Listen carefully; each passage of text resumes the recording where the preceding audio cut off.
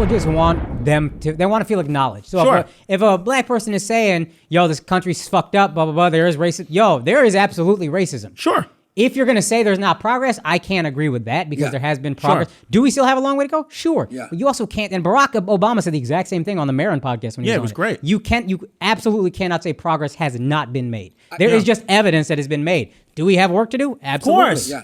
Relatively speaking, so do a lot of I'll countries. give you evidence that it's changed. Like, for example, like it used to be if you said, hey, I can't catch a cab because I'm black. I catch cabs so fucking It easily, would be dog. true. You'd be like, you know what, that's probably racist. No, can I tell you something, though? But let me just say this. Let me finish this.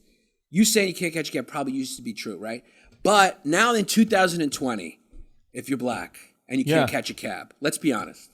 When's the last time you saw a white taxi driver? It's not going to happen. 1973. Yeah, it it's was not a gonna movie happen. directed by Martin Scorsese. I don't think they exist, to be Now, honest with if you. you're black- If you're not getting a cab, you got to take that up with the South Asian community. If you're black right now, No, and you yeah, can't get an that's- Uber, you got to take that up at Metro PCS. Yeah, you got to take that up with That's fucking a service Hassan. issue. That's got nothing to do with Colby or service issue. Carter. Yeah. And that's where Kamala Harris might do make the most progress is we might get less anti-black. Yeah. What do you think of it? Do you have trouble getting a cab, Alex? No, but I do Ubers. So Kid's got a Tesla. He don't fucking take cabs Al, anymore. but the thing is, it's like, to me, it's like Yo, if you black, you got to get a Tesla so the cab driver can't be racist. It's like, yo, I got artificial intelligence doing this. Yeah, but I'm saying if the cab driver don't is know I'm racist, not gonna tip, huh? it's probably, if the cab driver is racist, it's probably not a white guy who's being racist. That's my point. Yeah. the thing is, But I think if you're black, you don't care that they're not. Whatever race they are, that still feels racist. But there's to you. there's racism in every single race, right? Yeah. I mean, every race doesn't like another race for some reason. Even within their own race. That's Even how within their tribal race. we are. Even Yannis sitting here right next to me. And again, I am in no way, shape, or form diluting American slavery and how brutal it was to the African American population. It was horrible. It's no way, shape, or form. But Yannis's family, Yannis actually had someone who was enslaved in his family because when the Greeks were enslaved by the Ottomans up into the early 1900s. Yeah. So you actually have people walking around today who can look at someone who was enslaved. But if I said that to someone in in Black America, they'd be like, "Fuck you, we had it the worst," and they had it horrible. But my point is that so many groups of people were enslaved. Humans, as Yannis said before, are just inevitably shitty people and will do things to fucking subjugate other groups, and it's just gross. Yeah. But to say, white people are systemically racist and destroying America in 2020 it's tough. It's getting tougher and tougher to swallow. But I agree with you where I'm like, hey, if this person had, things go on, fine. But we're all walking bags of chemicals. Dude, I have billions and billions of neurons in my head having different chemical reactions than you every second of the day. So I may see things a little different than you, but it doesn't mean we're bad people if we're leading with love. If you got to lead with love. And also, even you just look at the word slave. It comes from the word Slav. It was when the Ottomans were enslaving people of the Caucasus and in Slav, they were white. And even to this day right now, there's Saudi Arabia still has some slaves. They're the most enslaved people ever exist in history right now. What's it called? Ali Dali? What's Abu, it called? The city? the problem with Abu? Huh? Dubai. Dubai was built by Dubai Babi.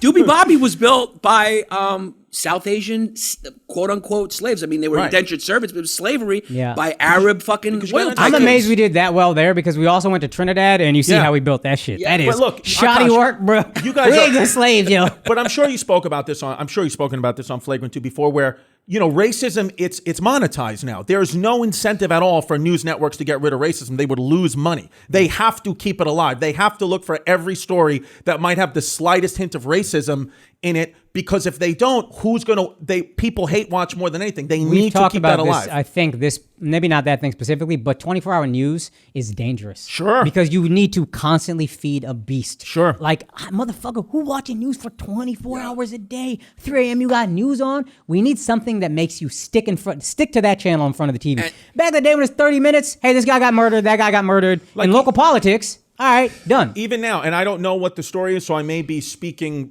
prematurely, but there's a boy who just died in Louisiana, and it's horrible, and he was found in a river, and I think his face was like, it looks a little bit like Emmett Till. And they have it. So Emmett Till, of course, was a racist, horrible thing that happened where the people got away, and that's brutal, and I would never stand for that. But this boy, nobody knows what happened to him. Nobody knows how it happened yet. The police are still investigating. They don't know. But yet already the narrative is, look how much he looks like Emmett Till, which is fueling people to be like, racism, somebody did that, when none of that stuff is true yet. but it's already getting in people's minds for him. Because he looked like Emmett Till, they put it up, and because they're trying to have this subconscious racial narrative going on and a divide to jump up their numbers on the media. That's what I believe. Yeah, I mean, there's racism. I mean, of course there is. Black people know there's racism. I think, but the media there's a just goes like skepticism you can have when you see some shit like that, where you are reminded and you're like, okay, I want to see what the fuck is going on because I think I know how this looks. Yeah. And there's a difference between that.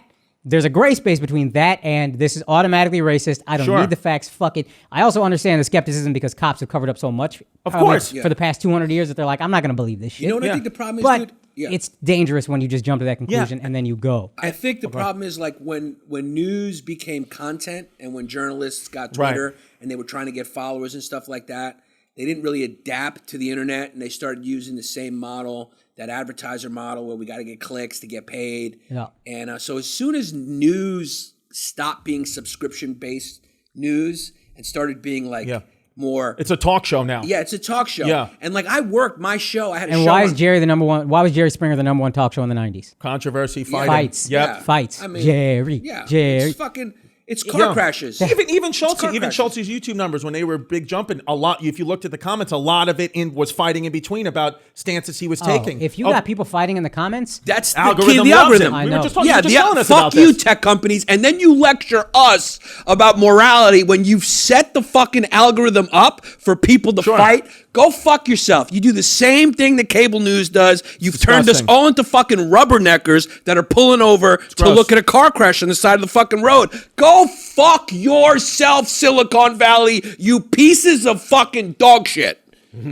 Yeah. From the East Coast with love, bitch. Recount the vote. You know, I had a show on Fusion, which was owned by ABC News, and it was a news show. Yeah. It was like we were trying to be like a millennial Good Morning in America how shit. happy are you that you're done with that shit? I wanted out of That there. sounded so miserable. Oh, it was I brutal walked there. away You had from to a couple explain hundred to me grand to what come Fusion back was? and do skits with Chrissy. But let's be honest, you were living in Miami, you were skinny mean, and you had some pieces passing through. I had a couple of pieces passing through the apartment. I had floor-to-ceiling windows. Every month you stay in Miami, one more button comes down. That's what it is. You were skinny fucking mini Yeah, too, you cuz. can tell how Now long you're someone's... fat. You can tell how long somebody's been in Miami by how many every month the buttons comes down. But here's the thing. This was their motto. I'm pulling the curtain back a little bit so people know this is the truth. The truth is ABC News, best in the business, Good Morning America, Kelly and Michael, whoever's sitting with her now, you know? The motto really is pick a fight. Pick a fight.